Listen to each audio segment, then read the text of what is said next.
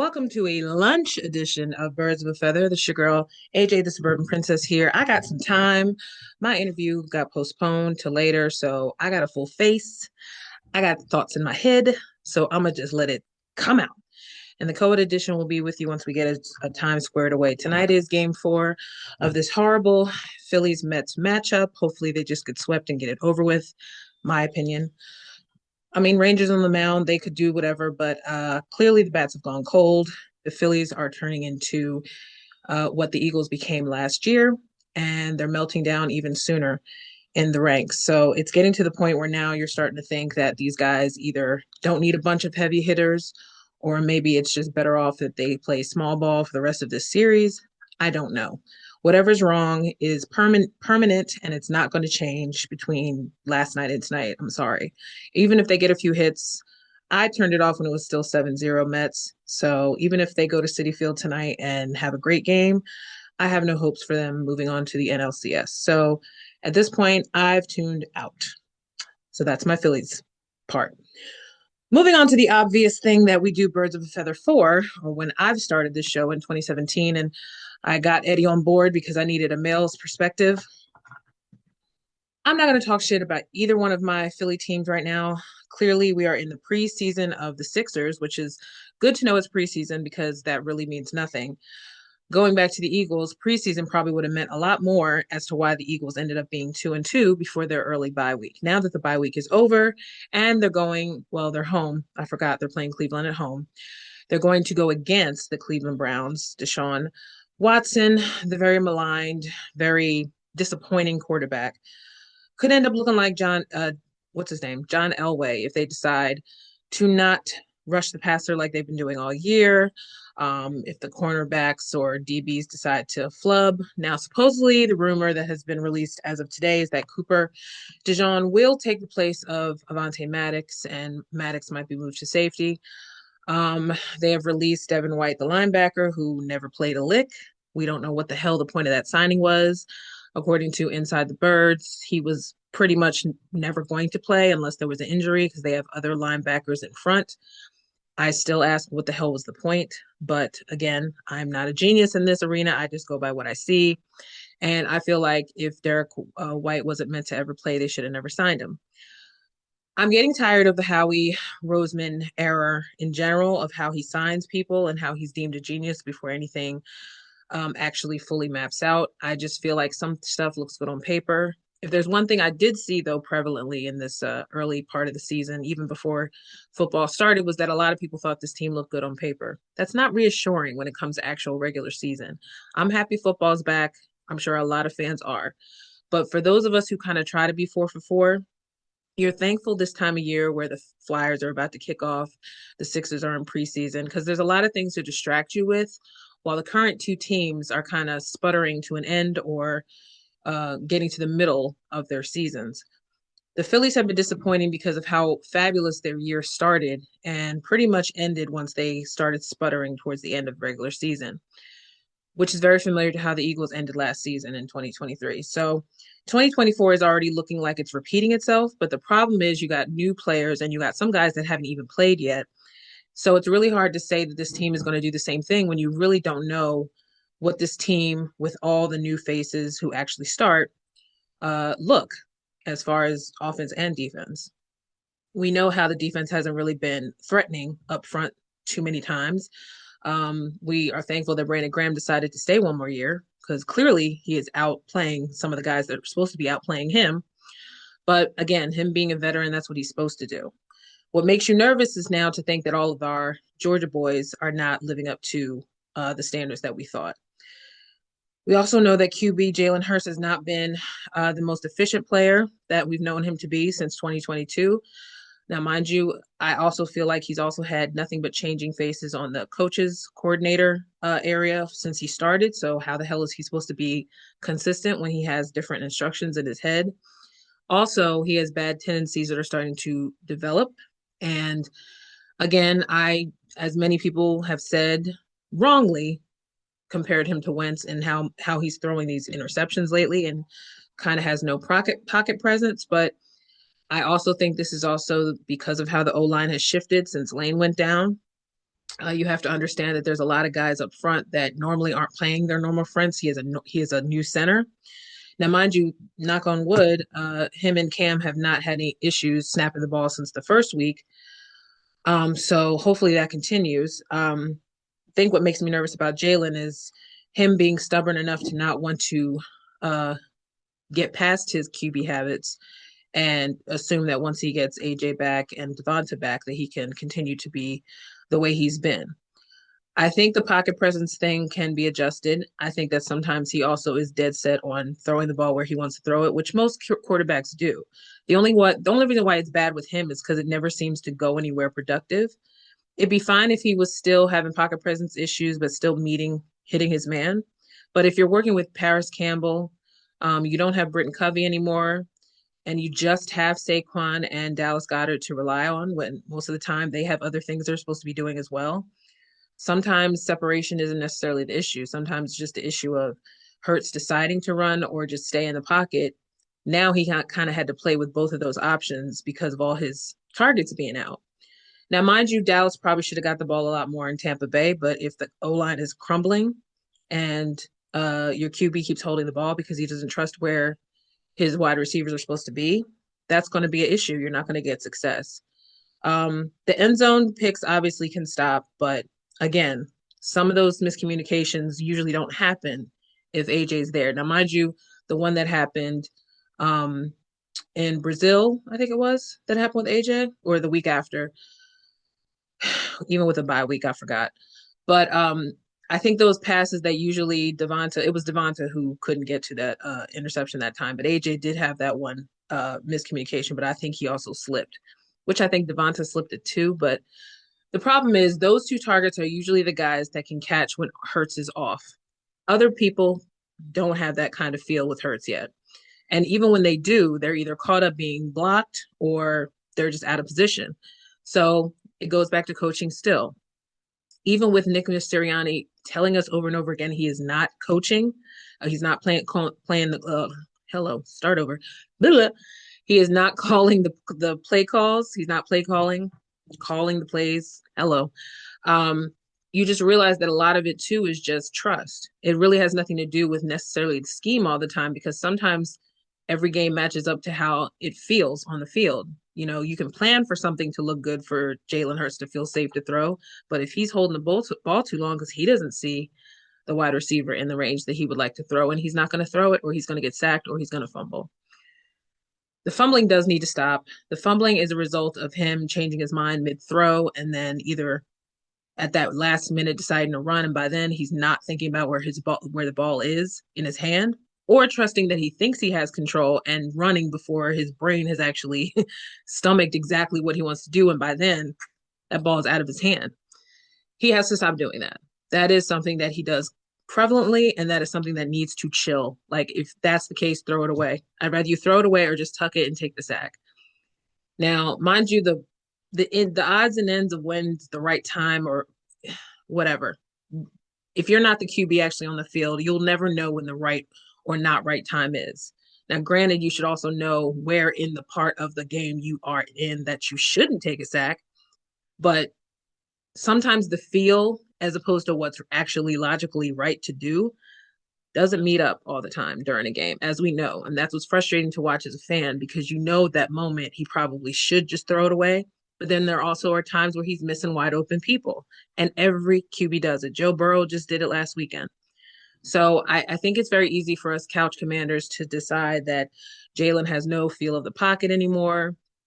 That stuff doesn't just melt away in 3 years. I think it's just trust. I think it's just not having his regular targets and him not having enough practice time with the guys that are left. Now, mind you, it goes back to quote unquote normal for the offense as all three, Devonta, AJ, and Lane will be back, but the defense still is having issues.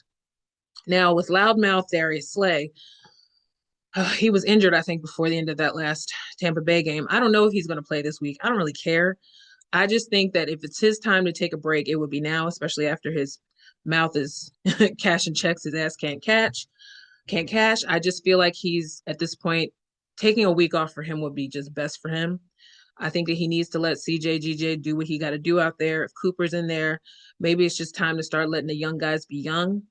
And the only vet out there should be Avante, or should be what's his name, the linebacker we got in there, a Bond, and the Kobe. So at this point, I don't think it's Darius needs to. I'm not calling him Slay. Darius shouldn't even be out there as much as he needs to be unless he's totally healed. And he seems to have an issue with his knee all the time. So maybe it's arthritic.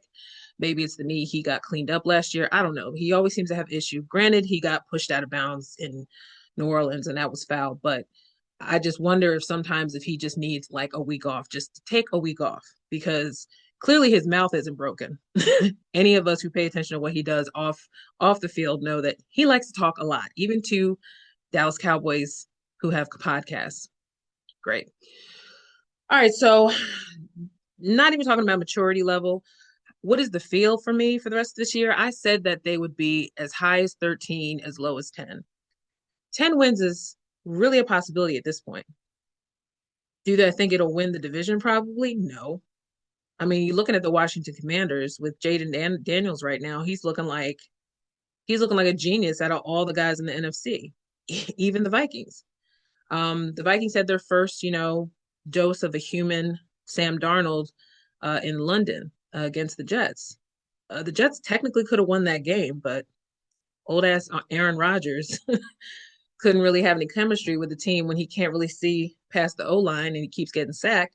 And you have guys that just don't know how to run the routes that Aaron likes to have run, which begs the question of whether or not guys who are suddenly available or possibly looking for a trade, Devontae Adams, will really truly make a difference in that offense. But I don't even want to talk about the Jets.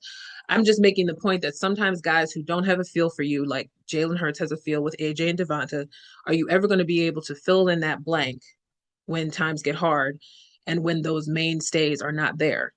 Can Paris Campbell fill that gap? There. I kind of feel like the Eagles should have kept Zacchaeus. Olamide Zacchaeus. I think that was his name. I called him OZ because I always thought that OZ should really stay because I felt like half those throws that shouldn't have been made and somehow were caught by OZ last year, especially during that overtime Kelly Green game against the Bills. That's a game that is the guy you want to when your other targets aren't available. So I think they really should have kept OZ, but now OZ's in Washington, so he's going to be a help to Jaden Daniels and company. And Zach Ertz, shout out to him because he's finally getting the ball a little more for him being a veteran presence there. But yeah, the Eagles have a lot of issues that really could be fixed if there was just more trust. And we don't know from the fan perspective truly who's lost trust in who or if there's any loss at all.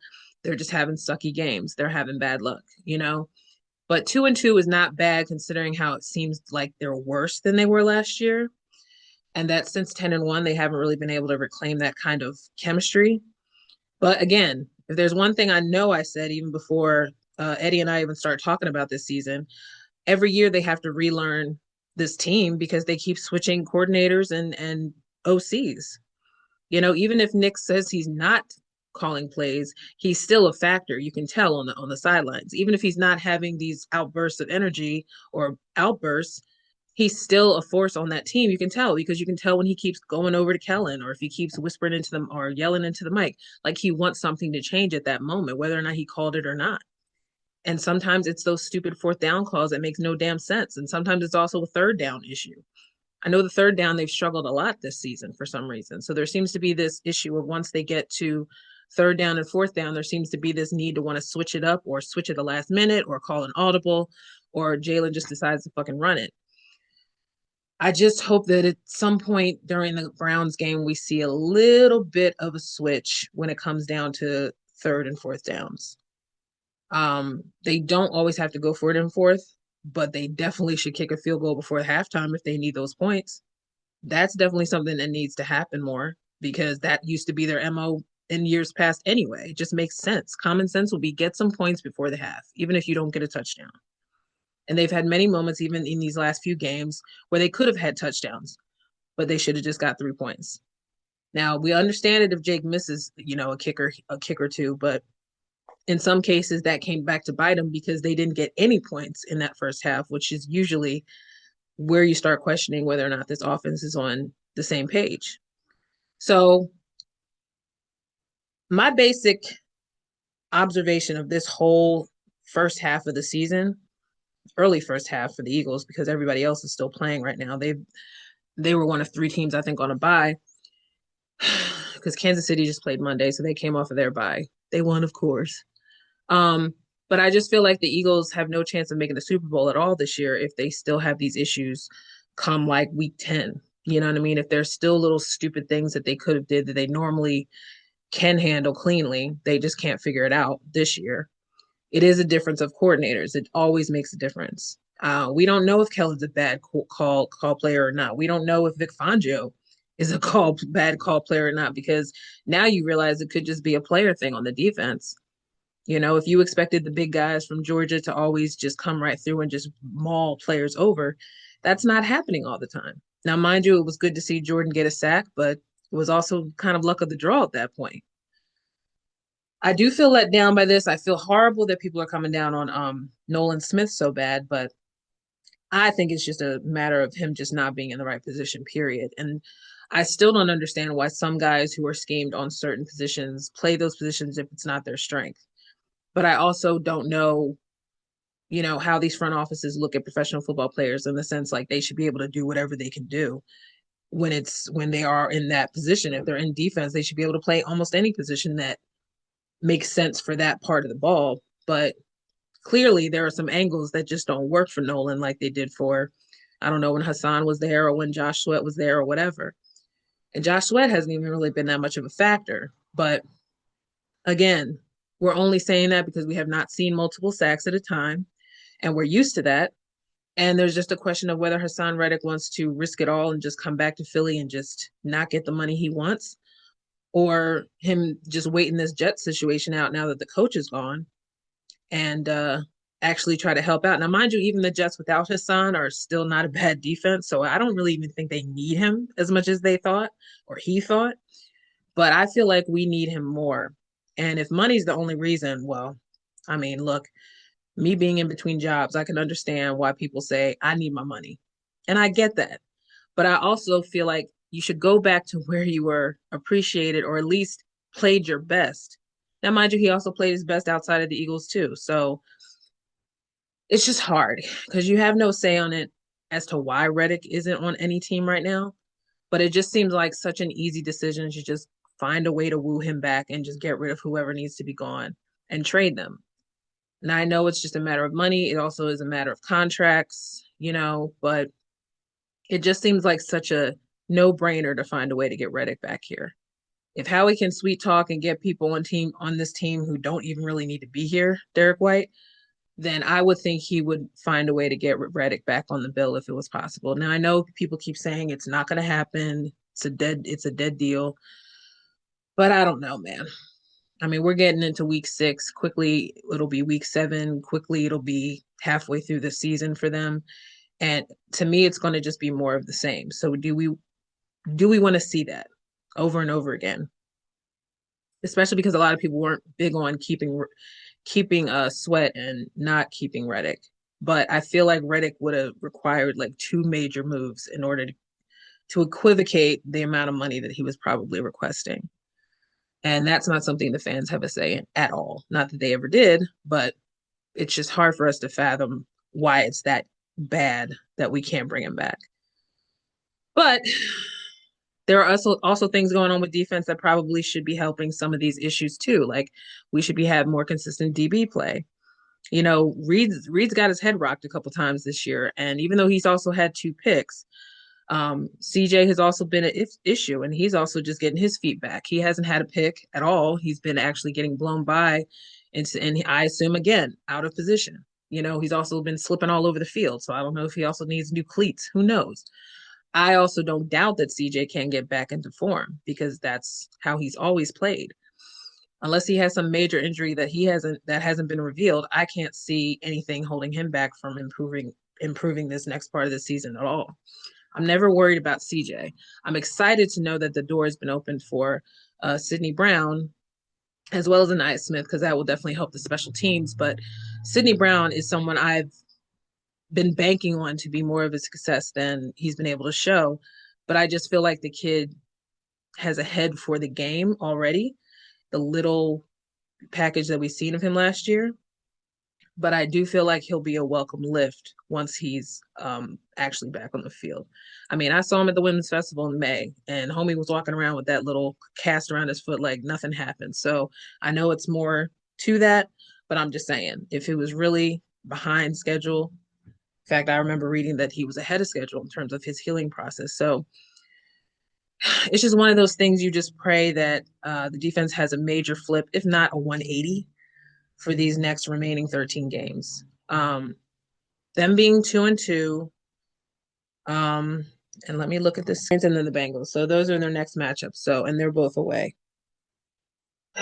So this home game is important because they lost the first home game versus the Saints. So I just feel like no. They lost the game with the Falcons. Yeah. So I feel like at this point it just stresses it's go time for the Eagles, like for real, for real. Please build on whatever happens after this Sunday, please. All right, so those are my thoughts right now. I still got at least hour and a half before this interview, so wish me luck. Birds of a feather, AJ the Suburban Princess. I'm out.